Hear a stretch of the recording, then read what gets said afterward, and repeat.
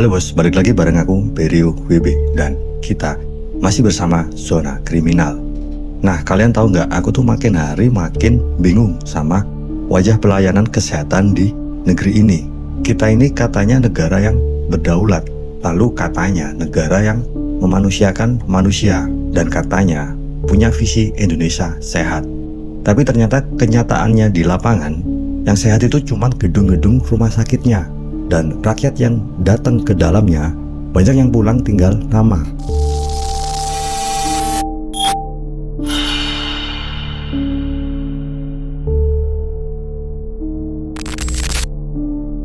Jadi coba deh kita lihat lagi ke Papua. Jadi belakangan ini ada kasus yang bisa dibilang bukan kasus receh ya, bisa dibilang bukan kasus receh. Jadi bisa dikatakan ini tragedi tingkat nasional.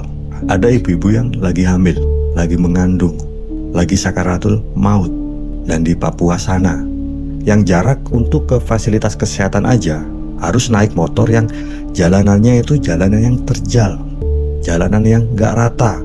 Lalu ada juga yang harus ditempuh dengan perahu kecil untuk melawan arus. Udah susah-susah sampai, malah ditolak. Bayangin ya, udah lagi ngalamin kontraksi, napas sudah sesak, dan air ketuban mungkin udah pecah. Nah, udah tahu dengan kondisi kayak gitu, bukannya malah ditolong, malah diarahkan untuk nyasar ke rumah sakit lain. Dan lucunya lagi ya, tiap rumah sakit itu punya alasan prosedural. Aduh, ini parah ini. Kalau tiap manusia yang lagi sekarat disuruh ikut prosedur dulu, jadinya yang benar harus ikutin yang mana? Ngikutin prosedur atau keselamatan. Jadi si ibu-ibu tadi itu harus berpindah-pindah dari satu rumah sakit ke rumah sakit lain. Dan gak tanggung-tanggung ya, 4 rumah sakit udah dikunjungi dan ditolak. Jadi ini tuh bukan badan aja yang dibawa, tapi juga harapan yang makin lama makin mengecil. Dan ya pas nyampe ke rumah sakit yang keempat, bukan rahimnya yang terbuka untuk melahirkan, tapi pintu maut yang nunggu tanpa belas kasihan. Dan akhirnya ibunya meninggal, bayinya ikut meninggal, dan selesai bos, tamat. Jadi nyawa hilang gara-gara birokrasi yang kaku. Dan kira-kira apa yang terjadi setelah itu? Konferensi pers, pernyataan duka cita, dan ungkapan-ungkapan yang isinya itu klasik banget. Ini tuh tidak boleh terulang, kejadian seperti ini nggak boleh terjadi lagi. Klasik kan ya, klasik. Padahal itu kita semua tahu, kalau bener-bener nggak pengen terulang, harusnya sih udah ada perubahan nyata dari dulu. Tapi kenyataannya kita masih ngomongin hal yang sama. Tahun berganti, korban berganti, dan template omongan masih sama. Lalu kita geser ke Jakarta, pusat negara, ibu kota, tempat gedung-gedung rumah sakit tinggi yang tingginya menjulang, AC dingin, perawat dan dokter berjaga rapi.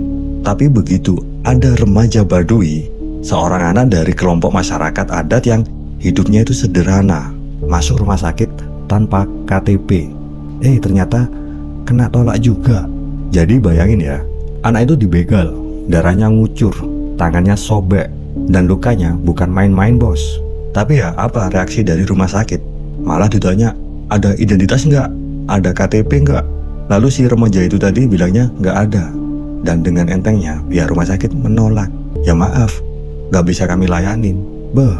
Jadi sebenarnya itu dia itu pasien atau pelapor kasus kriminal bos. Itu orang mau berobat loh, bukan mau ngedaftar SIM. Dan yang lebih kocak ya, aturan negara itu jelas-jelas sudah tertulis ya bahwa yang darurat harus didahulukan. Tapi kadang yang dipakai itu bukan aturan negara, tapi aturan pikiran sendiri yang udah lama terpasung sama ketakutan administratif. Nah, jadi ketakutan apa yang menghantui para tenaga medis? Ya takut merugi, takut direpotkan, takut salah tanda tangan.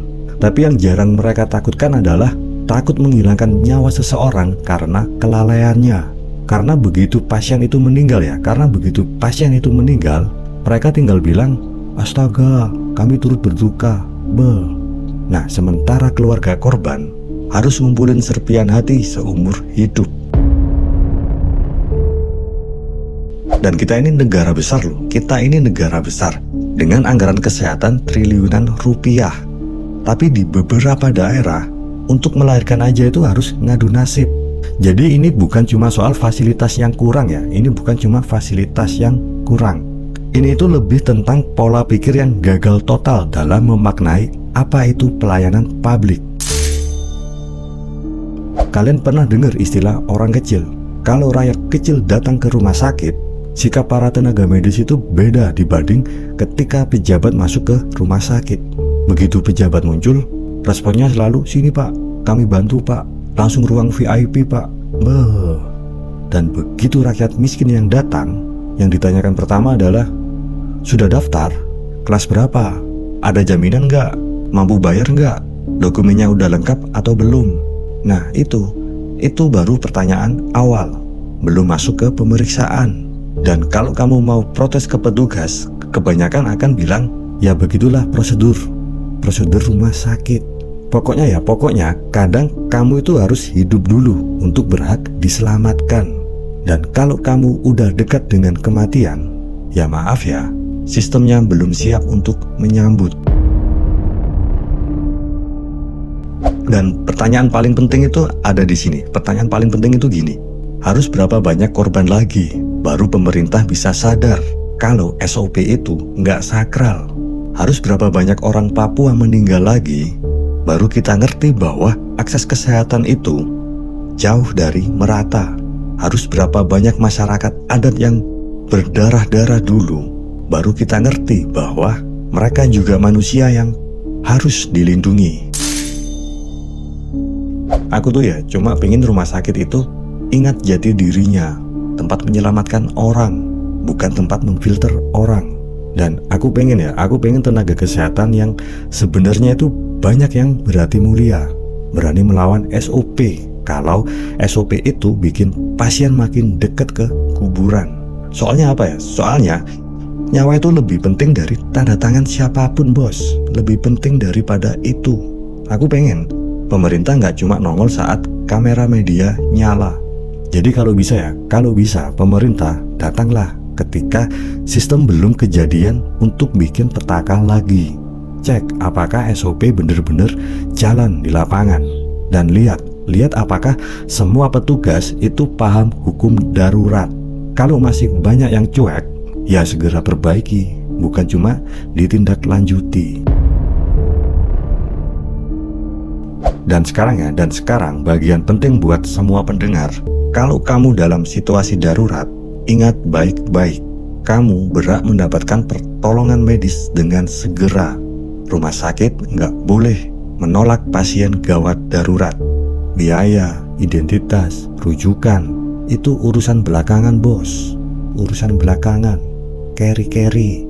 Dan kalau ada yang sampai kejadian ditolak oleh pihak rumah sakit, catat nama petugasnya, rekam situasinya, dan laporkan langsung ke Kemenkes atau Ombudsman.